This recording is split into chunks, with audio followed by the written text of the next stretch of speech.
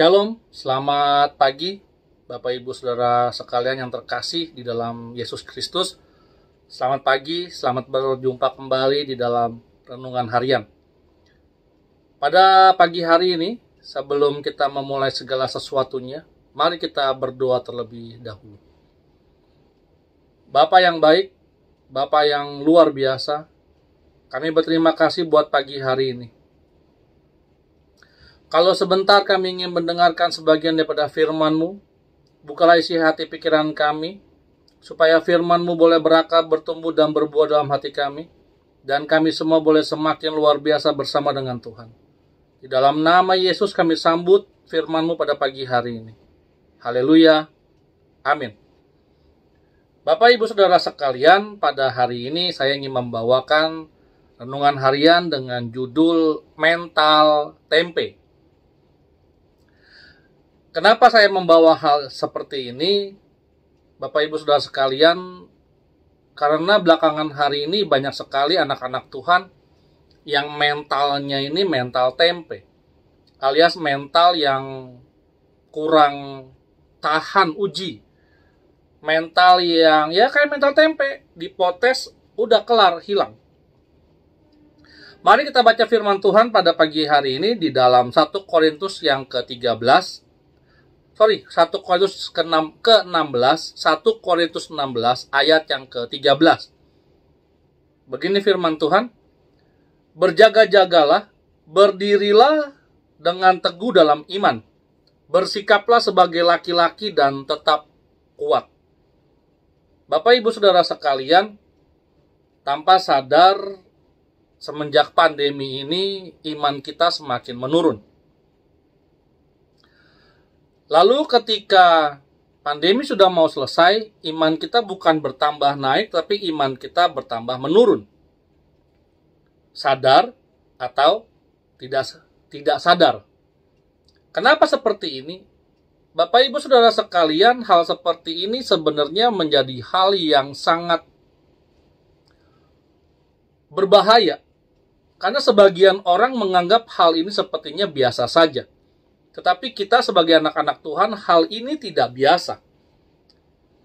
Bersyukur kalau Bapak Ibu Saudara sekalian sadar dan menjadi membangkitkan kembali mentalnya, ya, sehingga Anda tahu bahwa Anda adalah anak-anak Allah. Bapak Ibu Saudara sekalian, di dalam peperangan, ya, yang paling berbahaya adalah ketika sekelompok prajurit, ya, atau batalion atau apapun itu namanya, mengalami yang namanya kemerosotan mental. Ini berbahaya. Begitu juga ketika di dalam sebuah pertandingan.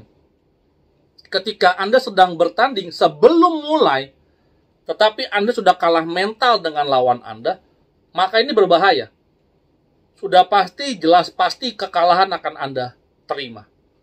Begitu juga dengan anak-anak Tuhan. Bapak Ibu Saudara sekalian, waktu kedatangan Tuhan semakin dekat. Saya tidak mengatakan dalam waktu dekat. Dan saya juga tidak mengatakan dalam waktu yang cukup lama. Saya tidak mau. Kenapa? Karena itu hanya Tuhan yang tahu, bukan saya. Tapi firman Tuhan mengatakan bahwa jika kita bijak, kita bisa melihat tanda-tanda akhir zaman. Yang paling utama yang saya mau bahas adalah mengenai kasih kebanyakan orang semakin dingin. Nah, Bapak Ibu Saudara sekalian, apa hubungannya dengan mental tempe? Ketika kasih kita sudah menjadi dingin, ya, kita semakin menjadi orang yang tidak peduli dengan orang lain. Ya, semua orang akan memikirkan dirinya sendiri. Padahal firman Tuhan bilang bahwa kita adalah anak-anak Allah yang harus saling berbagi, saling menguatkan, ya, saling mendukung, tetapi hal ini tidak nampak. Kenapa? Karena memang manusia dibikin semakin menjadi orang-orang yang egois dan menjadi orang-orang yang lebih mementingkan dirinya sendiri.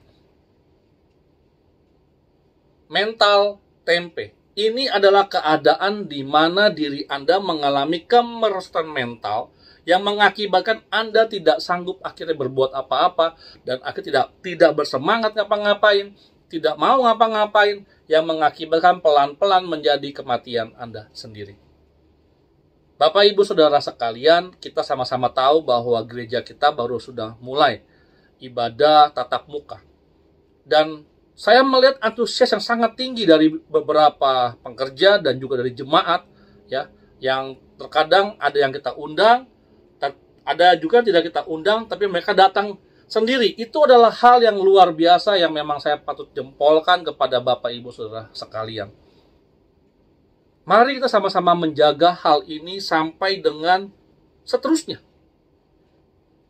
Jangan ketika keadaan seperti ini, yang dimana orang yang datang masih kita masih kita random, masih kita pilih, ya.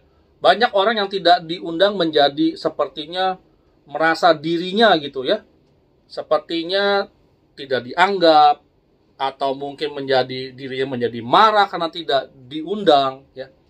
Bapak Ibu Saudara sekalian, saya mau katakan bahwa saya berharap mental yang Anda punya saat ini menggebu-gebu ke gereja itu dibawa terus sampai nanti Tuhan Yesus datang yang kedua kalinya. Mental tempe ini suatu penyakit Bapak Ibu Saudara sekalian. Untuk orang-orang yang seperti ini, ya, saya mau katakan, mari ubah sikap mental Anda. Anda melihat waktu pas Petrus memotong telinga salah satu orang yang ingin menahan Yesus, Malkus kalau tidak salah, seingat saya. Ya, Anda lihat, Yesus berkata, jangan kau hunuskan pedangmu. Kenapa? Karena nanti kau akan mati juga oleh pedang. Maksudnya Tuhan adalah, jangan kita tergampang ke bawah emosi. Jangan, itu tadi tuh, mental kita nih seperti mental pemberontak, mental orang pemarah, mental orang tempe, ya kan? Mental orang tempe kan seperti itu. Gampang tersinggung, mendengar sesuatu yang nggak sesuai dengan kemauannya menjadi marah, menjadi omongan apa semua keluar, hal yang tidak baik keluar. Nah, ini berbahaya Bapak Ibu Saudara sekalian. Dan tanpa sadar ini menjangkit kita semua. Anda gampang memprotes, mengkritik, tetapi tidak punya jalan keluar. Penyakit seperti ini, penyakit mental tempe ini, harus kita hilangkan. Kenapa? Karena firman Tuhan bilang bahwa pencobaan itu mendatangkan tahan uji. Ya, kalau saya cari di dalam firman-Nya gitu ya, kita melihat bahwa segala sesuatu yang Tuhan berikan kepada kita itu mempunyai maksud. Ya, selalu mempunyai maksud. Di dalam Roma yang kelima ayat yang keempat, dia bilang seperti ini. Ya, saya baca saja dari ayat yang ke-3b. Karena kita tahu bahwa kesengsaraan itu menimbulkan ketekunan. Roma 5 ayat 3b ya. Ayat 4-nya, dan ketekunan menimbulkan tahan uji. Dan tahan uji menimbulkan pengharapan. Dan pengharapan tidak mengecewakan. Karena kasih Allah telah dicurahkan di dalam hati kita oleh Roh Kudus yang telah dikaruniakan kepada kita. Bapak Ibu Saudara sekalian, percayalah bahwa ketekunan selalu menimbulkan tahan uji. Dan tahan uji menimbulkan suatu pengharapan. Ini baru urusan COVID. Kita nggak boleh ke gereja. Kedepannya nanti akan banyak sekali hal-hal yang membuat kita bertambah jauh dengan Tuhan. Tanpa kita sadar. Hal ini jangan membuat mental kita lalu begitu down, jatuh. Sama seperti yang saya pernah bawakan 5 garis bijak dan 5 garis bodoh. Bapak Ibu Saudara sekalian, saya mau katakan seperti ini. Kalau diminta lebih setuju mana? Bergereja di gereja atau bergereja di rumah? Maka saya dengan tegas akan mengatakan bahwa saya lebih prefer untuk bergereja di gereja. Tetapi, jika memang keadaan tidak memungkinkan, dan saya memang diharuskan untuk di rumah, saya pun tidak masalah. Banyak orang bilang bahwa wah tidak nyaman, tidak seperti di gereja, tidak mendapatkan something hal apapun juga. Saya mau katakan bahwa Tuhan itu maha hadir, amin. Dimanapun Anda berada, Tuhan selalu maha hadir. Yang membedakan adanya Tuhan atau tidak, itu ada dari hati Anda. Seperti saya pernah katakan, kalau kita mempersiapkan ibadah dengan baik, waktunya dengan baik, udah bersiap-siap, baik Anda ada di rumah maupun Anda ada di gereja, saya yakin Anda mendapatkan lawatan yang sama. Tetapi jika Anda tidak mempersiapkan diri Anda dengan baik, baik Anda ada di rumah maupun Anda ada di gereja, sama aja, tidak mendapatkan apa-apa. Saya mengatakan hal ini bukan saya ingin menyetujui hal itu, tidak. Maksudnya boleh aja kita bekerja itu di rumah. Tidak. Jika memang keadaan memungkinkan Anda ke gereja, silakan. Tetapi jika keadaan tidak memungkinkan, dia di rumah saja. Tetapi jangan mengatakan bahwa ada tuh perbedaan. Kalau gitu berarti rumah Anda tidak ada Tuhannya. Mental-mental seperti ini yang merusak hubungan kita dengan Tuhan. Mental-mental yang seperti ini yang membuat hubungan kita dengan sesama kita menjadi hal yang buruk. Kenapa? Karena kita mempersalahkan keadaan. Oh, ibadah di dalam rumah. Di rumah saja, saya nggak merasakan apa-apa. Anda tiap hari baca firman, bukan? Di mana Anda baca? Di gereja atau di rumah? Kalau Anda mengatakan di rumah, apakah Anda dilawat Tuhan? Kalau jawaban Anda iya, lalu apa bedanya dengan hari Minggu ketika Anda disuruh tetap ada di rumah? Menunggu giliran Anda untuk datang ke gereja. Bapak, Ibu, Saudara sekalian, mari kita ubah pola pikir kita. Mari kita ubah cara pandang kita. Mari kita bersama-sama saling menguatkan, bukan saling menjatuhkan. Bapak, Ibu, Saudara sekalian, yang merusak sebuah gereja, yang menghancurkan sebuah komunitas, bukan setan, bukan iblis. Yang menghancurkan sebuah komunitas, yang menghancurkan sebuah gereja adalah jemaatnya sendiri. Orang-orang yang ada di dalam gereja itu sendiri. Kenapa? Ya tadi itu. Karena mempunyai mental-mental yang gak siap. Padahal firman Tuhan bilang, besi menajamkan besi, manusia menajamkan sesamanya. Saling menajamkan, arti kata bukan berperang, tetapi saling kita mengerti satu dan lainnya. Ketaatan pun juga sama. Dengan Anda taat, maka Anda sedang mengajarkan diri Anda untuk tunduk, untuk rendah hati. Gampang nggak? Tidak gampang. Saya katakan, tidak mudah. Tidak mudah. Tetapi kalau Anda cinta Tuhan, Anda punya Tuhan dalam hidup Anda, saya yakin Anda pasti bisa. Oleh sebab itu pada pagi hari ini, saya tidak mau panjangkan. Jangan sampai penyakit mental tempe ini ada di dalam hidup Bapak Ibu Saudara sekalian pada pagi hari ini. Kenapa? Jangan sampai kita yang terdahulu menjadi yang terkemudian.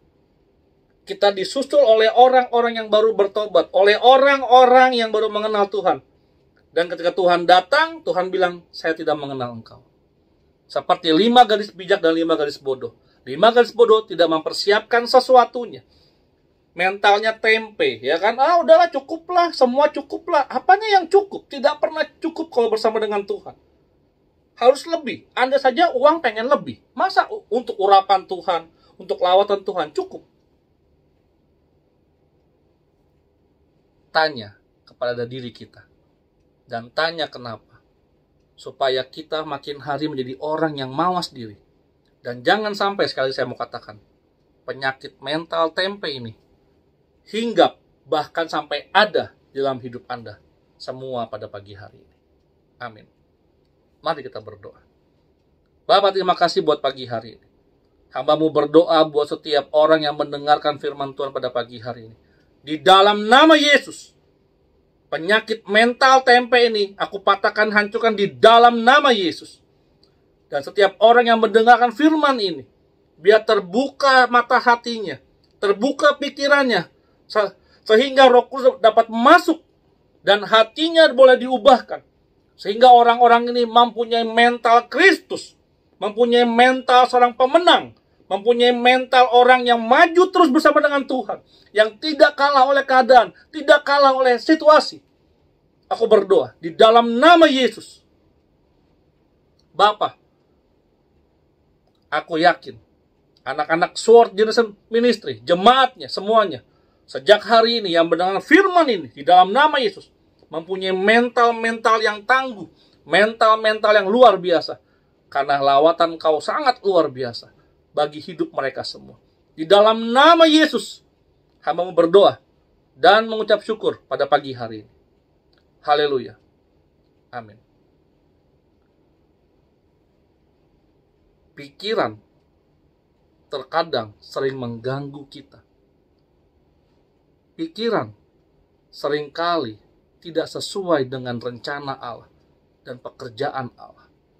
Tetapi ketika hati kita percaya, ketika hati kita bertaut dengan Allah, dengan Tuhan Yesus Kristus, maka percayalah bahwa segala sesuatu itu mungkin.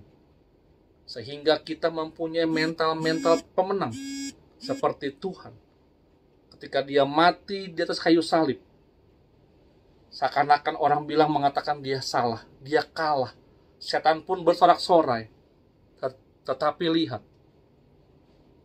pada hari yang ketiga Dia bangkit dan Dia menunjukkan kalau Dia lebih berkuasa atas segalanya. Amin. Selamat pagi, Tuhan Yesus memberkati.